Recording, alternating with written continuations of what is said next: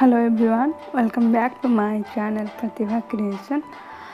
सो बहुत दिन है ट्रेडिशनल आर्ट किसी बनईनी। आज भाविली केबे कौन मु केबे भी बनईनी ट्रेडिशनल आर्ट, बट आज भाविली कि ट्रेडिशनल आर्ट बनैबी।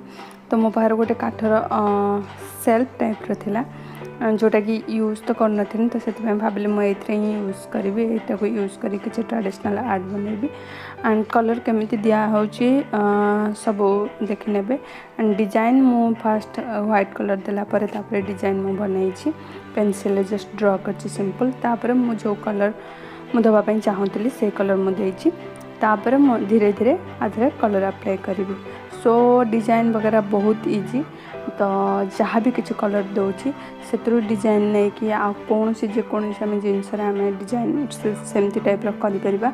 तो प्लीज एमती नुआ नुआ टाइप वीडियो देखापी मो चैनल को सब्सक्राइब करूँ एंड बेल आइकन प्रेस करेंगे कि आगू जेकोसी वीडियो मु अपलोड करी से गुड़ा आपण मान पाखे डायरेक्ट पहुँची पारुथबो।